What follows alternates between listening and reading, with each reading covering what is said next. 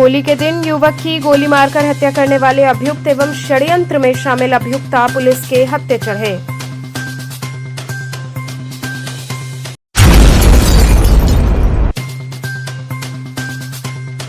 Deputy jailer Meena Kannaujia ने अपनी बेटी के साथ थाने पहुंचकर जेलर के खिलाफ केस दर्ज करने को लेकर दी तहरीर।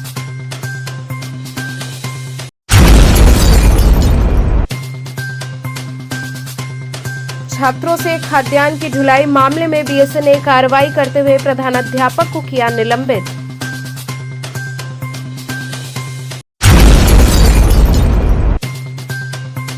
और काशी में बुढ़वा मंगल धूमधाम से मना, बजड़े पर आयोजित हुआ कार्यक्रम।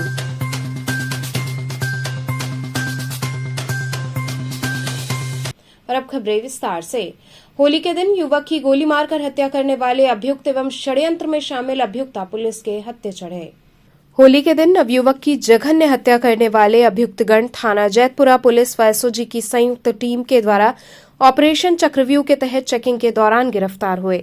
ऑपरेशन चक्रव्यूह के क्रम में पुलिस उपायुक्त काशी जोन के निर्देशन में, अपर पुलिस उपायुक्त काशी जोन के पर्यवेक्षण में एवं सहायक पुलिस आयुक्त चेतगंज व थानाध्यक्ष जैतपुरा के नेतृत्व में थाना जैतपुरा पुलिस टीम व एसओजी की संयुक्त टीम द्वारा मुखबिर की सूचना पर वांछित अभियुक्त राजकुमार को जलालीपुरा क्रॉसिंग से पहले सड़क के किनारे से गिरफ्तार किया गया तथा उसके कब्जे से हत्या में इस्तेमाल मोटरसाइकिल बरामद की गई तथा अभियुक्त के साथ आपराधिक षड्यंत्र में शामिल वांछित अभियुक्ता को जैतपुरा पुलिस टीम द्वारा मुखबिर की सूचना पर संपूर्णानंद संस्कृत विश्वविद्यालय के मुख्य गेट से लकड़ी मंडी तिराहे की ओर जाने वाले रास्ते से गिरफ्तार किया गया। अग्रिम विधिक कार्रवाई की जा रही है। दलजीत उर्फ रंगोली को होली के दिन औसानगंज स्थित घर के पास अज्ञात अभियुक्त द्वारा पिस्टल द्वारा गोली मारकर हत्या कर देने के संबंध में थाना जैतपुरा पर अभियोग पंजीकृत हुआ था। वांछित अभियुक्त उक्त घटना कारित करने के बाद से फरार चल रहे थे। अपराध की गंभीरता को देखते हुए थानाध्यक्ष जैतपुरा द्वारा तत्काल टीम गठित कर अज्ञात अपराधियों की गहनता से तलाश की जा रही थी। वांछित अभियुक्त की तलाश के क्रम में थाना जैतपुरा पुलिस टीम व एसओजी टीम द्वारा मुकदमा उपरोक्त से वांछित अभियुक्त और आपराधिक षड्यंत्र में शामिल वांछित अभियुक्ता को गिरफ्तार किया गया। सर, क्या है पूरा मामला? ये 14 मार्च को थाना जैतपुरा में देर रात एक व्यक्ति दिलजीत उर्फ रंगोली का गोली मार के हत्या हुई थी। उस केस में आज जो मेन अभियुक्त राजकुमार और उनकी गर्लफ्रेंड है, उन दोनों को गिरफ्तार कर जेल भेजा गया है। और घटना में प्रयुक्त जो 2 व्हीलर है उसको भी बरामद किया गया और घटना में प्रयुक्त असला है उसको पीसीआर लेके रिकवरी किया जाएगा। और पूरे टीम जो भी इन्वॉल्व है, थाना जैतपुरा से 2 टीम एसओजी और सर्वेलेंस का टीम है, इन सभी के लिए प्रोत्साहन के रूप से 15,000 रुपए के नगद पुरस्कार घोषित। घटना में कितने लोग थे? जो मेन एक्टिव इन्वॉल्वमेंट है, जो मौके पे गोली मार के हत्या करने में राजकुमार जो मेन अभियुक्त है उसका इन्वॉल्वमेंट है, लेकिन प्लानिंग के रूप में जो इसकी गर्लफ्रेंड है 1 महीने पहले से ही इन्होंने प्लान किया था और प्लानिंग की हर स्टेज में जो लड़की है, लड़की का इन्वॉल्वमेंट सामने आएगी। जो इसके स्टेटमेंट और जो कॉल रिकॉर्ड्स है उसके बेसिस में इन दोनों का इन्वॉल्वमेंट साबित हो रहे हैं। उस बेसिस में इन सबको गिरफ्तार कर जेल भेजा गया। डिप्टी जेलर मीना कन्नौजिया ने अपनी बेटी के साथ थाने पहुंचकर जेलर के खिलाफ केस दर्ज करने को लेकर तहरीर दी। डिप्टी जेलर मीना कन्नौजिया अपनी बेटी के साथ थाना लालपुर पांडेपुर पहुंची। इस दौरान उन्होंने जेल अधीक्षक उमेश सिंह के खिलाफ केस दर्ज करने के लिए तहरीर दी। डिप्टी जेलर मीना कन्नौजिया की बेटी ने केस दर्ज करने की मांग की। तहरीर में कई और बड़े खुलासे हुए हैं। उमेश सिंह पर आत्महत्या के लिए उकसाने का भी आरोप लगाया गया है। जेल में उमेश सिंह पर पैसे लेकर अवैध काम करने का आरोप लगा है। पैसे लेकर कैदियों को मोबाइल और नशीले पदार्थ मुहैया कराने का भी आरोप लगाया गया है। इस मामले में जेल अधीक्षक उमेश सिंह का सोनभद्र ट्रांसफर हुआ है। बता दें कि वाराणसी की डिप्टी जेलर मीना कन्नौजिया ने जेल अधीक्षक उमेश सिंह के खिलाफ शिकायत करते हुए आरोप लगाया था। उनका कहना है कि चौकाघाट के जिला जेल अधीक्षक मुझे परेशान करते हैं। उनके द्वारा घर बुलाने पर नहीं जाने के बाद से प्रताड़ना और बढ़ गई। उन्होंने कहा कि हर विवाद में मेरा नाम बेवजह आगे बढ़ा देते हैं। कहते हैं कि मुझे जेल मंत्री बनना है तुम जहां रहोगी वहां परेशान करूंगा। मैंने इसकी शिकायत डीजी जेल से की, लेकिन कोई कार्रवाई नहीं हुई। उनका कहना है कि आए दिन उनको परेशान किया जा रहा है, जिससे उनका मानसिक संतुलन बिगड़ रहा है। इसके बाद ही मीना कन्नौजिया का ट्रांसफर नैनी जेल में कर दिया गया। मंगलवार को इस मामले में डीजी जेल पीवी रामाशास्त्री ने जेलर उमेश सिंह को हटाते हुए उन्हें सोनभद्र जिला जेल भेज दिया। वहीं सोनभद्र के जिला जेल अधीक्षक सौरभ श्रीवास्तव को वाराणसी का जेलर बनाया है। इस संबंध में लालपुर पांडेपुर थानाध्यक्ष विवेक पाठक ने बताया कि प्रार्थना पत्र दिया गया है। इस मामले में उच्चाधिकारियों को सूचना देते हुए जांच के आधार पर मुकदमा दर्ज किया जाएगा। उत्पीड़न का आरोप और भ्रष्टाचार का आरोप लगाया और अब मैं लालपुर थानेपुर में जो है आई हूँ। अपनी बेटी हमारी तहरीर दे रही है, FIR का गुहार कर रही है। तो क्या कुछ कहा थाने से? अब इन्होंने कहा है 1 दिन का टाइम मांगा है, लेकिन 1 दिन के टाइम में तो फिर इनके ऊपर बहुत दबाव पड़ जाएगा। फिर ये कैसे हो जाएगा? ये तो मतलब बहुत संगीन मामला है। इतना तूल पकड़ लिया है कि FIR तुरंत होनी चाहिए। 1 दिन का टाइम का कोई मतलब नहीं बनता। जिस तरह से कहा जाए कि आपने जो गंभीर आरोप लगाए उसमें जो है सबसे पहले आप जो कहा जाए एक पीड़ित थी, तो सबसे पहले आपका ट्रांसफर कर दिया गया। हाँ। उसके बाद कल दोहरी नीति तो नहीं है? ये दोहरी नीति है और इससे लग रहा है कि हमको पहले हटाकर और जो भी बयान लेना हो अंदर सिपाहियों का, बंदियों का, वो बयान लेने के लिए पहले हमको हटाया गया, बाद में उनको हटाया गया। क्या लगता है अब आपको, क्या उम्मीदें हैं? अब ये है कि उनको हटा दिया गया है, तो अब ये है कि जांच होगी तो हो सकता है कि जांच ठीक हो। तहरीर में क्या दिया गया है? तहरीर में भी यही उत्पीड़न का और भ्रष्टाचार का दिया गया है। किसके खिलाफ दिया गया है? उमेश सिंह के खिलाफ। तो ये बताइए, आपने मीडिया कहना था कि मेरा कोई कुछ नहीं बिगाड़ सकता है और मेरे ऊपर सभी का हाथ। मैं मुझे नाम तो नहीं बताया था, लेकिन वो हैं, उनके ऊपर हाथ है, शासन प्रशासन का हाथ है। पूर्व में भी वो जहाँ रहे हैं या पूर्व में भी जहाँ रहे हैं वहाँ की भी उनकी जो है जो इनकी जीवनी है वो सब जानते हैं। वहाँ भी ऐसा इन्होंने किया है, कई जेलों पे इन्होंने किया है। इनकी छवि सब जानते हैं कि इनकी छवि अच्छी नहीं है। कल भी आपने कई ऐसे आरोप लगाए थे।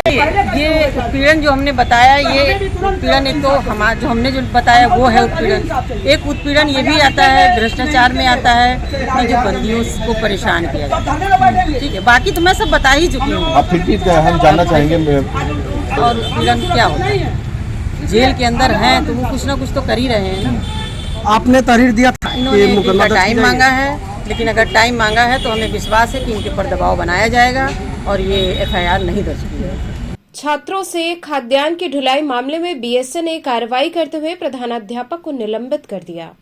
जिला बेसिक शिक्षा अधिकारी डॉक्टर अरविंद कुमार पाठक ने विभागीय जांच रिपोर्ट के आधार पर छात्रों से MDM के खाद्यान्न की बोरियों की ढुलाई प्रकरण में प्रथम दृष्टया आरोप सिद्ध होने पर चिरईगांव ब्लॉक के कंपोजिट विद्यालय पचरांव के प्रधानाध्यापक छोटूराम को निलंबित कर DRC कार्यालय से संबद्ध करने का निर्देश दिया है। इसके अलावा विद्यालय के सभी सहायक अध्यापकों की भी जिम्मेदारी तय करते हुए 1 दिन का वेतन काटने का निर्देश दिया है। वहीं विद्यालय के एक शिक्षा मित्र व 2 अनुदेशकों का मानदेय भी अग्रिम आदेश तक रोक दिया है। विगत 11 मार्च को कोटेदार के यहां से MDM का खाद्यान्न विद्यालय में आया था, जिसकी 50 किलो वजन की बोरियां अध्यापकों की उपस्थिति में छात्रों की पीठ पर लाद कर रखवाया गया। प्रकरण उजागर होने पर BSA ने इसकी जांच खंड शिक्षा अधिकारी प्रीति सिंह से करवाई, जिसमें प्रथम दृष्टया प्रधानाध्यापक को दोषी करार दिया गया। इसी आधार पर BSA ने प्रधानाध्यापक को निलंबित किए जाने का आदेश जारी किया। मामले में हरौआ के खंड शिक्षा अधिकारी पंकज कुमार जांच अधिकारी नियुक्त किए गए हैं। उनकी विस्तृत जांच आख्या के उपरांत फाइनल आदेश जारी किया जाएगा। इस आदेश की जानकारी होते ही शिक्षा विभाग में हड़कंप मच गया है। वाराणसी जनपद में आधारभूत संरचना में बहुत काम हुआ है और हमारे जो उत्तर प्रदेश सरकार द्वारा निर्धारित 19 इंडिकेटर हैं उसमें लगभग जनपद के सभी स्कूल सैचुरेट हैं। डेस्क बेंच में भी थोड़ी सी कमी थी जो हमें पूरी तरह से सैचुरेट कर रहे हैं और अप्रैल तक हमारे कक्षा 1 से 5 तक के सारे बच्चे डेस्क बेंच पर बैठेंगे, यानी कि वाराणसी जनपद 100% डेस्क बेंच के मामले में सैचुरेट हो जाएगा। साथ ही हम लोगों ने एक कदम आगे बढ़ते हुए स्मार्ट क्लास के संबंध में भी प्रगति की है और इसमें वाराणसी जनपद के सभी 1145 स्कूलों में स्मार्ट क्लास की व्यवस्था की गई है, जिसमें स्मार्ट टीवी, प्रोजेक्टर और डिजिटल क्लासरूम की व्यवस्था कराई जा रही है। और इसी के माध्यम से हमारे करीब 353 ऐसे उच्च प्राथमिक विद्यालय हैं जिनको प्रोजेक्ट विद्या शक्ति के अंतर्गत हम लोग IIT चेन्नई के सहयोग से गणित और विज्ञान में, साथ में अंग्रेजी में अतिरिक्त एक्स्ट्रा क्लास भी चलवा रहे हैं स्मार्ट क्लास की सहायता से। और इसके अलावा कुछ ऐसे भी विद्यालय हैं जिनको फिर से पुनः बेहतर बनाया गया, कुछ ऐसी व्यवस्थाएं वहाँ पर तय की गई हैं? हाँ, बहुत से विद्यालय अभी हम लोग रिकंस्ट्रक्शन में लिए हैं। पिछले कई सालों में जनपद में जो है मछोदरी विद्यालय और राजघाट विद्यालय को मॉडल विद्यालय के रूप में, महमूदगंज विद्यालय को नया कंस्ट्रक्शन करके बनाया गया है। साथ ही अभी मुख्यमंत्री अभ्युदय योजना के अंतर्गत कंपोजिट विद्यालय हरहुआ का चयन किया गया है, जिसमें करीब 2.5 करोड़ रुपए से एक अलग पूरा मॉडल ब्लॉक बनाया जाएगा और इसमें बच्चों के लिए smart class, smart library, digital classroom, science lab इत्यादि पूरी तरह से तैयार किए जाएंगे और जिससे बच्चों को अत्याधुनिक ज्ञान और तकनीक से रूबरू होने का मौका मिलेगा और विद्यालय को एक मॉडल विद्यालय के रूप में विकसित किया जाएगा। अच्छा, बनारस में जितने भी प्राथमिक विद्यालय हैं अप्रैल तक 100% फर्नीचर युक्त हो जाएंगे, तो क्या ये प्रदेश का पहला शहर हो जाएगा बनारस? संभवतः हमारा जिला कई जनपदों में भी हो सकता है, पर जहाँ तक मुझे जानकारी है कि सबसे पहले वाराणसी इस मामले में सबसे आगे अग्रणी रह करके फर्नीचर के मामले में सैचुरेट होगा। धर्म और आस्था की नगरी काशी में बुढ़वा मंगल मनाया गया। बजड़े पर आयोजित कार्यक्रम में लोगों ने जमकर मौज मस्ती की। धर्म और आस्था की नगरी काशी में बुढ़वा मंगल की परंपरा सालों पुरानी है और इस परंपरा को बनारस आज भी संजोए हुए है। वाराणसी में इस त्योहार को लोग होली के समापन के रूप में भी मनाते हैं, जहां होली की मस्ती के बाद बनारसी जोश के साथ अपने पुराने काम के ढर्रे पर लौट जाते हैं। मंगलवार को बनारस के कई घाटों पर इस परंपरा का निर्वहन हुआ। इसी कड़ी में खुशबू उपाध्याय से बात करने पर उन्होंने बताया कि हम लोग इस 300 साल पुरानी बुढ़वा मंगल की परंपरा को आज भी उसी शिद्दत से निर्वहन कर रहे हैं। इस कार्यक्रम का उद्देश्य है कि जो हमारी वर्षों पुरानी कला है, गायन है, जैसे ठुमरी, चैती और अन्य कलाएं हैं, उन सबको बढ़ावा देना है। आज के दिन हम लोग इस बजड़े पर सारा कार्यक्रम करते हैं और इसमें हमारे लगभग 50 अतिथि साथ होते हैं। बुढ़वा मंगल एक बहुत प्राचीन परंपरा। कहाँ पर आए हैं, किस तरह का प्रोग्राम करने जा रहे हैं, कहाँ जाएंगे? ये हम लोग आए हैं अभी 80 घाट पे।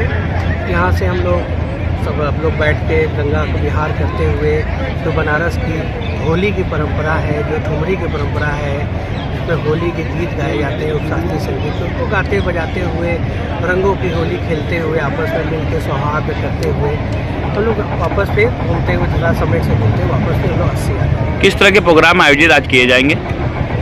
ये शास्त्रीय संगीत का प्रोग्राम है, जिसमें बनारस की जो परंपराएं हैं, होली की खेलने की परंपरा, एक तो आप जान रहे होंगे चिता भस्म की होली होती है और एक ये रंगों की होली है। तो ये दोनों परंपरा को लेते हुए हम लोग ये चल रहे हैं।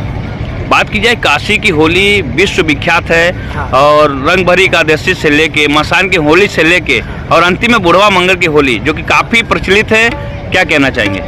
काशी की होली इसलिए प्रचलित है क्योंकि यहाँ पे चिता भस्म की होली होती है, क्योंकि काशी शिव का अपना घर है और यहाँ पे चिता भस्म की होली हरिश्चंद्र घाट पे होती है, मणिकर्णिका पे होती है चिता भस्म की होली, क्योंकि शिव भगवान हमारे अवघड़ रूप है, दिगंबर है, तो उनके जो गण हैं भूत पिचास हैं, तो इसीलिए यहाँ चिता भस्म की होली बहुत मशहूर है। उसके बाद रंगों की होली होते हुए बुढ़वा मंगल हम लोग करते हैं। तो बुढ़वा मंगल में तमाम प्रकार के जो पारंपरिक गाने हैं, होली के गीत हैं, उसको सेलिब्रेट करते हुए फिर होली का हम समापन करते हैं। बुढ़वा मंगल क्यों बोला जाता है? आखिरकार इस बुढ़वा मंगल को ही ऐसा क्यों बोला जाता है बुढ़वा मंगल? कहा जाता है होली के बाद जो पहला मंगल आता है उसको लोग बुढ़वा मंगल के रूप में करते हैं। क्या कहना चाहेंगे हमारे चैनल के माध्यम से होली के इस बुढ़वा मंगल पर्व यही कहना चाहते हैं कि भाई आप लोग को बहुत धन्यवाद चैनल को, और इसी तरह आपके जितने व्यूअर हैं आनंद लें, होली सौहार्द से मनाएं और अपनी परंपराओं से जुड़े। और मैं एक चीज़ और ऐड करना चाहता हूँ कि जिस प्रकार दुनिया अभी AI और ChatGPT इतना चीज़ अभी इलेक्ट्रॉनिक हो गया है, अपनी परंपराओं से लोग जुड़े, क्योंकि ये धीरे धीरे चीज़ें समाप्त हो रही हैं। आने वाले 10 सालों में चीज़ें इतनी इलेक्ट्रॉनिक हो जाएंगी, इतनी चीज़ हो जाएंगी कि अपनी परंपरा, अपनी कला धीरे धीरे समाप्त हो जाएगी।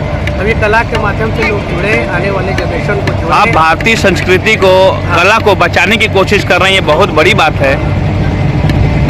क्या कहना चाहेंगे? इसमें यही है कि हम लोग देखिए, क्योंकि कला से जुड़े लोग हैं और कला की सेवा कर रहे हैं। जैसे बॉर्डर में एक सैनिक देश की सेवा कर रहा है, उसी तरह हम लोग संस्कृति की सेवा कर रहे हैं। हम लोग भी सैनिक हैं जो कला को लेके आगे बढ़ रहे हैं। आने वाले युवा पीढ़ी को, जनरेशन को संगीतमय करें, उनके अंदर और विकास हो, क्योंकि संगीत मनोरंजन नहीं, आत्मरंजन की चीज़ है।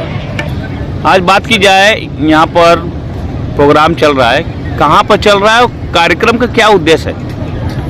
देखिए, ये तो बनारस में तो हर जगह ये परंपरा चलती है, लेकिन अपने गंगा घाट के पास की ये परंपरा तो बहुत पुरानी भी है और उसका उद्देश्य यही है कि हम अपने भारत से भी लोगों को इकट्ठा करें और विदेशों से भी लोगों को लें। और ये बड़ा पुराना परंपरा चलता आ रहा है। हम लोग छोटे छोटे थे तो सुनने आते थे अपने परिवार के लोगों के साथ, बड़े बड़े संगीत सम्राट लेजेंड लोगों को, और हम लोगों को यही शिक्षा दिया गया है और हम पूरी कोशिश यही करेंगे कि अपने पूरे जीवन भर में बनारस की चीज़ को लेके दुनिया भर में उसको रखें और उस परंपरा को बड़े प्यार से और सबका आशीर्वाद लेते हुए उसको संभालें। हमारी भारतीय संस्कृति में इसमें संगीत का महत्व थोड़ा सा घटाव पर है। लोग थोड़ा सा मोबाइलों में बिजी हैं, लोग संस्कृति पर ध्यान नहीं दे रहे हैं, काफ़ी इस चीज़ों से दूरी भागते हैं। इसका क्या कहना चाहेंगे सर? आने वाले समय में बड़ा गलत प्रयोग होगा लोगों के साथ, अगर वो समझ जाएं और उसी परंपरा को लेके चलें जिस परंपरा से लोग चलते आ रहे हैं और बड़े लंबे समय तक जीवित भी रहे हैं। या तो ये इलेक्ट्रॉनिक और ये सब की चीज़ों में तो देख रहे हैं कि बहुत डिप्रेशन में और बहुत जल्दी क्या क्या हो रहा है नए लोगों के साथ भी। तो पुराने ओल्ड इज़ गोल्ड, पुराने इस परंपरा को लेके चलेंगे और निभाएंगे तो ताजगी के साथ जीवन का आनंद लेंगे। यह वक्त तो चला है छोटे से ब्रेक का। बने रहिए केटीवी न्यूज के साथ।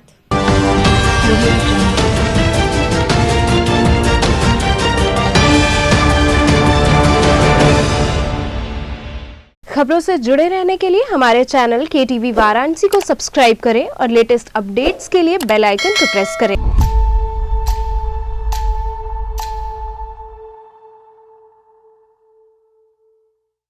Care and Career Group of Schools believes in hard work, discipline and learning. E-backed digital smart classes. Our holistic teaching results into aware and intelligent students. Our students perform scientific experiments on their own under able guidance. Here, computer education is a regular part of our curriculum.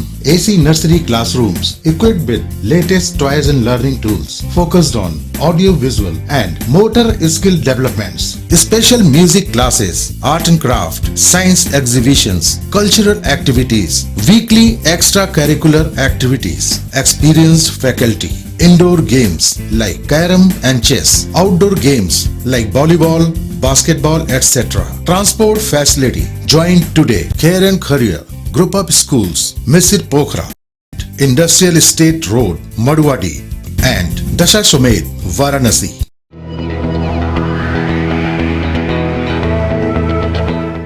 Her physics lab, chemistry lab and biology lab के साथ हम हर बच्चे की जिज्ञासा को देते हैं उड़ान। हमारी आधुनिक शिक्षा प्रणाली जैसे state of the art computer lab, smart classes, latest library द्वारा बच्चों को आत्मनिर्भर और सफल बनाने के लिए तैयार किया जाता है। पढ़ाई के साथ साथ खेल कूद, संगीत और कला में भी बच्चों को निखारा जाता है। समय समय पर कल्चरल एक्टिविटीज का भी आयोजन किया जाता है। Safe transportation. AMN Model School, the name itself speaks. It's not a school, it's a legacy of 67 years being the oldest in Varanasi city. The school is placed in the heart of Kashi. So join us today, AMNM Model School, Chetganj, Varanasi. Inquiry number 7394007172. बाल विद्यालय माध्यमिक school मां गंगा के तट पर स्थित एक उत्कृष्ट स्कूल, LKG से क्लास 12 तक, affiliated to CBSE new Delhi, state of the art computer lab, बच्चों के खेलने कूदने की उचित व्यवस्था, smart classes for better understanding, बच्चों को खेलने एवं कल्चरल एक्टिविटीज के लिए एक विशाल ग्राउंड एवं स्टेज, फिजिक्स का प्रैक्टिकल, उत्कृष्ट केमिस्ट्री लैब, संगीत की कक्षाएं, खेल कूद की व्यवस्था जैसे बास्केटबॉल इत्यादि, योग्य शिक्षकों एवं शिक्षिकाओं द्वारा पठन पाठन की व्यवस्था, उत्कृष्ट ट्रांसपोर्ट की उचित व्यवस्था। आज ही प्रवेश हेतु संपर्क करें बाल विद्यालय माध्यमिक स्कूल, प्रहलाद घाट, वाराणसी। मोबाइल 8009181568 एवं डुमरी पड़ाव, वाराणसी। मोबाइल 8009181549।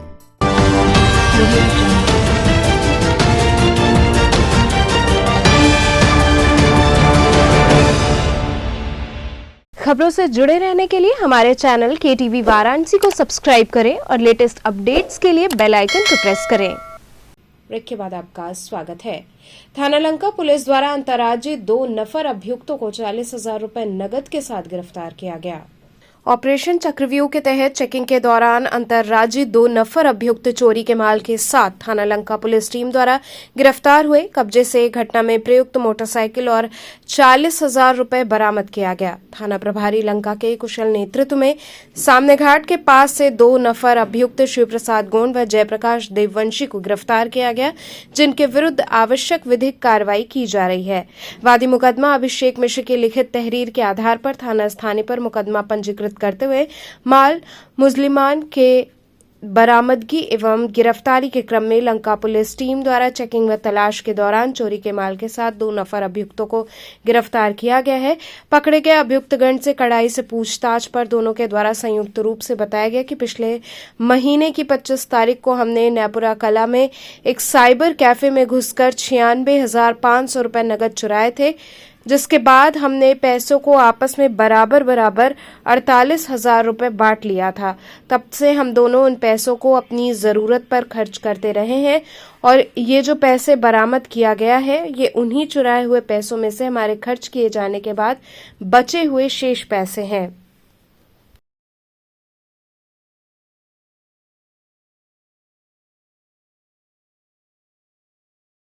बीएचयू के संस्कृत विद्याधर्म विज्ञान संकाय के ज्योतिष विभाग द्वारा अंतर्राष्ट्रीय ज्योतिष सम्मेलन का आयोजन किया जाएगा।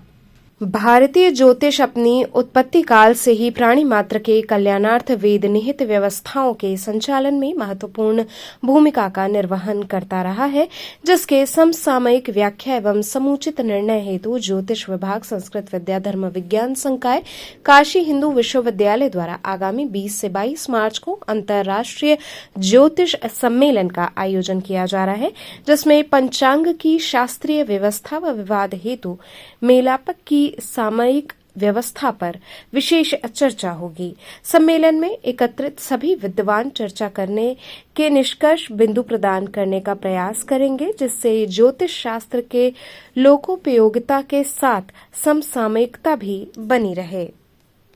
सबसे पहले जरूरी होता है किसी चीज का एक मानक तय करना।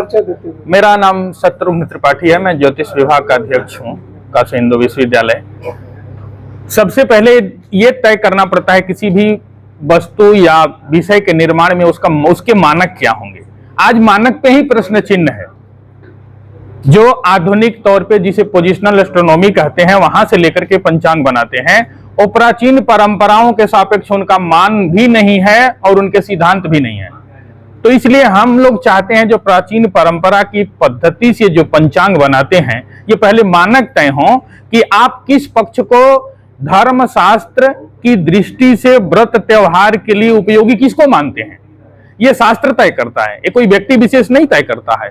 तो इसके विषय में काशी हिंदू विश्वविद्यालय ज्योतिष विभाग का यह पहला प्रयास है।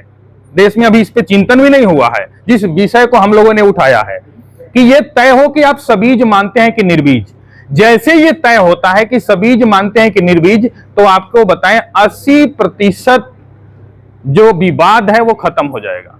20% के लिए हमारा ज्योतिष विभाग काम करेगा, कर रहा है, और 1 से 2 वर्षों के अंदर ही आपको एक ऐसा गणित प्रक्रिया बना के दे देगा जिस आधार पे देश में जितने प्रकाशक हैं पंचांग बनाते हैं वो बनाएं, प्रकाशित करें।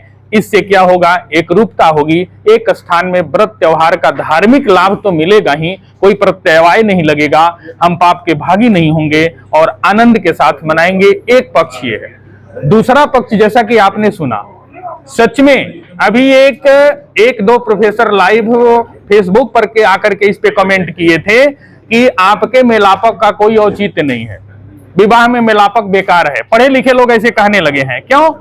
वो अपने से घटाते हैं। आपकी वो व्यक्ति घटाता है जिसकी जन्म कुंडली सही प्रमाणिक नहीं है। हम चाहते हैं, हम कहीं बाधक नहीं हैं। चाहे प्रेम विवाह 8 प्रकार के विवाह हैं, हम क्यों एक विवाह की बात करेंगे?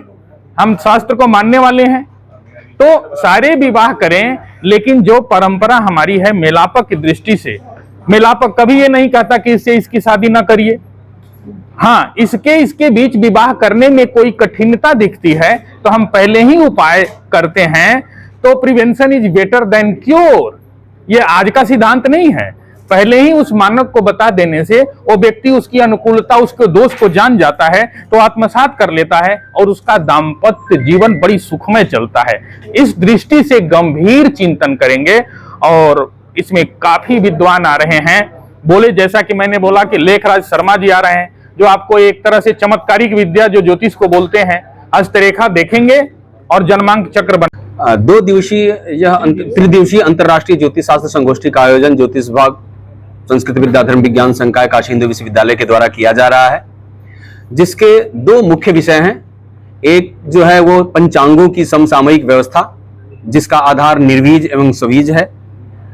दूसरा विषय जो है हम लोगों का है वो मेलापक विचार की समसामयिक व्यवस्था है, जिसमें दोष और परिहारों पे चर्चा होगी। क्योंकि आप लोग भी इस तथ्य से विदित हैं कि पंचांगों के सिद्धांत हमारे सिद्धांत ग्रंथों में स्थापित होते हुए भी व्रत पर्वों में काफी अंतर आ रहा है, जिसका एक मुख्य कारण गणितीय मानों का अंतर है। और उस गणितीय मानों के अंतर में सबीज और निर्बीज व्यवस्था, जिसको आप सरल भाषा में कहें तो एक पोजिशनल एस्ट्रोनॉमी सेंटर से डेटा लेकर के पंचांग का निर्माण, दूसरा अपने पारंपरिक सिद्धांत ग्रंथों से बताए गए विधियों के अनुसार पंचांग का निर्माण। इन दोनों पद्धतियों में अंतर आने के कारण पंचांगों के गणितीय मानों में अंतर आ रहा है। तो इन गणितीय मानों को कैसे दूर किया जाए और उसके आधार पर व्रत पर्वों का निर्धारण किया जाए, जिससे कि व्रत पर्वों में एक रूपता बने, इस तरह का विभेद कोई उत्पन्न न हो, इसको केंद्र में रख करके और इस संगोष्ठी का आयोजन किया गया है। इसके साथ ही दूसरा जो विषय विवाह मेलापक का है, जिसमें विवाह मेलापक से संबंधित जो भ्रांतियां हैं समाज में, कुछ लोग विवाह मेलापक को अनुपयोगी मानते हैं, कुछ लोग विवाह मेलापक को समाज में विवाह विलंब से होने का कारण मानने लगे हैं, तो जबकि यह हमारे दाम्पत्य जीवन का आधार है। तो इन भ्रांतियों का निवारण करते हुए हमारे जीवन में दाम्पत्य सुख विचार के लिए ये मेलापक कितना आवश्यक है, इसके विषय में बताना और समसामयिक क्या परिवर्तन उसमें हो सकता है उसके सिद्धांतों में, इसके विषय में चिंतन के लिए संगोष्ठी आयोजित की गई है। लगभग 200 से अधिक विद्वान इसमें प्रतिभाग कर रहे हैं, 4 देशों से लोग प्रतिभाग कर रहे हैं। इसके समापन और उद्घाटन सत्र के अतिरिक्त 5 सत्र होंगे और इसमें हम लोग इस पर परिचर्चा करके अंतिम सत्र जो होगा वो परिचर्चा का होगा, जिसमें हम लोग निष्कर्ष निकालने का प्रयास करेंगे।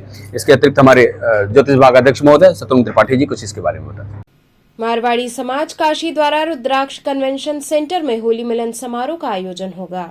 रंगों के पर्व होली के शुभ अवसर पर मारवाड़ी समाज वाराणसी द्वारा समाज बंधुओं के मेल मिलाप व आपसी सहयोग को बढ़ावा देने हेतु भव्य होली मिलन समारोह का आयोजन आगामी 21 मार्च को रुद्राक्ष कन्वेंशन सेंटर सिगरा में किया जा रहा है। कार्यक्रम को मूर्त रूप देने के उद्देश्य से प्रेस कॉन्फ्रेंस लक्ष्य स्थित मारवाड़ी समाज भवन में संस्था के संरक्षक रमेश कुमार चौधरी के सानिध्य में आहूत की गई, जिसमें कार्यक्रम के बारे में जानकारी देते हुए रमेश चौधरी ने कहा कि होली हिंदू धर्म का एक प्रमुख त्योहार है जो हम सबको आपस में जोड़ता है। इस वर्ष मारवाड़ी समाज वाराणसी रुद्राक्ष कन्वेंशन सेंटर सिगरा में आगामी 21 मार्च को होली मिलन समारोह का आयोजन कर रहा है, जिसमें वाराणसी के मारवाड़ी समाज के सभी संस्थाओं के सहभागिता रहेगी। संस्था के अध्यक्ष प्रदीप तुलसियान व प्रधानमंत्री मनोज जाजोदिया ने संयुक्त रूप से कार्यक्रम के बारे में जानकारी देते हुए कहा कि कार्यक्रम में राष्ट्रीय हास्य कवि सम्मेलन का आयोजन अपने आप में एक अद्भुत कार्यक्रम है तथा बनारसी चाट ठंडाई का हम सब रस स्वादन भी करेंगे। ये कार्यक्रम का उद्देश्य है कि देखिए हम समाज को बांध के रखना चाहते हैं, क्योंकि समाज के अंदर में बहुत सी संस्थाएं होती हैं, अपने अपने समाज के लिए कार्य करते हैं।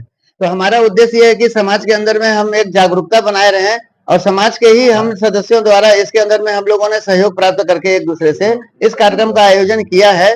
और इसके अंतर्गत में हमारे कहने वाले कि ये नेशनल लेवल के जो हमारे कवि वगैरह इसमें सब आ रहे हैं और एक एंटरटेनमेंट प्रोग्राम होता है, तो समाज के अंदर में एकजुटता रहती है, क्योंकि समाज के अंदर में जो मेंबर बनने के बाद फिर वो तो हमारे यहाँ होली, दिवाली है, 15 अगस्त, 26 जनवरी, ये सब पर्व पे हम लोग आपस में एक प्रोग्राम करते रहते हैं। तो धीरे धीरे समाज हमारा विस्तृत हो गया, बड़ा हो गया है। तो अब बड़े स्थान को देखते हुए हम लोगों को अपने समाज भवन में जो काम हम कर पाते थे, अब करना मुश्किल होते जा रहा है। तो इसके लिए हम लोगों ने ये निर्णय लिया कि रुद्राक्ष कन्वेंशन सेंटर जो बनारस के अंदर में, इससे बड़ा कोई और स्थान है नहीं, तो हम लोगों ने यही निर्णय लिया कि वहां पे इस प्रोग्राम को किया जाए। कब और कितने बजे से ये कार्यक्रम? ये 21 तारीख को शुक्रवार को सायंकाल 6 बजे रुद्राक्ष कन्वेंशन सेंटर सिगरा में होगा। हमारे इसमें मुख्य अतिथि जो हैं वो नगर के प्रमुख ये आपके महापौर जो हैं अशोक तिवारी जी, इसके अंतर्गत हमारे मुख्य अतिथि हैं। और बाकी इसके अंदर में जो कमिश्नर है, डीएम है, और हम इनके प्रशासनिक अधिकारियों को भी हम अपना विशेष अतिथि के रूप में इसमें बुलाए हैं। और इसमें हमारे पद्मश्री सुरेंद्र शर्मा जी आ रहे हैं, अरुण जेमिनी जी आ रहे हैं, सरल संपत जी आ रहे हैं, चिराग जैन जी आ रहे हैं, गोविंद राठी जी आ रहे हैं, मनीषा शुक्ला जी आ रही हैं, जो कि सब एक राष्ट्रीय नेशनल लेवल के सब कवि हैं। हम लोगों का कार्यक्रम 21 मार्च को सायंकाल 6 बजे से रुद्राक्ष कन्वेंशन सेंटर में हास्य कवि सम्मेलन एवं होली मिलन समारोह का आयोजन है। इस कवि सम्मेलन में पद्मश्री श्री सुरेंद्र शर्मा, अरुण जेमिनी, संपत सरन, गोविंद राठी और एक कवित्री, ये 6 लोग उसमें सम्मिलित होंगे और 6 लोग राष्ट्रीय स्तर पे हास्य कवि सम्मेलन के इस समय सिरमौर हैं। और ये कार्यक्रम हम लोग प्रयास कर रहे हैं कि अधिक से अधिक संख्या में समाज के लोग उसका आनंद ले सके। और उसके बाद वहां उस दिन हमारे समाज बंधुओं के लिए भोजन की भी जलपान, चाट जलपान की भी व्यवस्था है। इस पूरे कार्यक्रम का संयोजन श्री अशोक अग्रवाल जी, हमारे जो कोषाध्यक्ष हैं, उनके निर्देशन में अजय केजरीवाल जी और राकेश बजाज जी, ये लोग उसको संचालित कर रहे हैं। और आपको और कोई प्रश्न हो इस बारे में तो आप पूछ सकते हैं। कहाँ के कवि इसमें आ रहे हैं? कवि इसमें सब प्रमुखता से, आज देखिए सब कवियों का मेन स्थल दिल्ली हो गया, क्योंकि दिल्ली एक ऐसी जगह हो गई, सभी कवि दिल्ली से आ रहे हैं और सभी कवि उस दिन प्रातः आ जाएंगे और अगले दिन तक काशी में हैं। तो इस कार्यक्रम में समाज के ही लोग रहेंगे या बाहर के भी लोग आ रहे हैं? नहीं, इस कार्यक्रम में हम लोग प्रयास कर रहे हैं कि खाली जिले के प्रशासनिक अधिकारी, पत्रकार बंधु और समाज के लोग ही रहें। तो चलते चलते पुनः एक नजर डालते हैं शहर की प्रमुख सुर्खियों पर। होली के दिन युवक की गोली मारकर हत्या करने वाले अभियुक्त एवं षड्यंत्र में शामिल अभियुक्ता पुलिस के हत्थे चढ़े।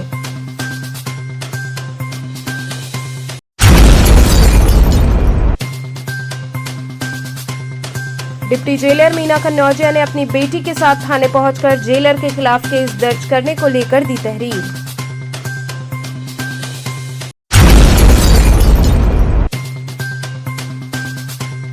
छात्रों से खाद्यान्न की ढुलाई मामले में बीएसए ने कार्रवाई करते हुए प्रधानाध्यापक को किया निलंबित।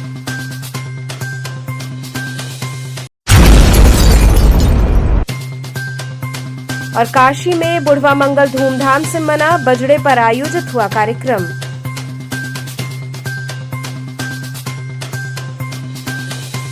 तो थे आज के समाचार, कल फिर होगी मुलाकात, तब तक के लिए नमस्कार।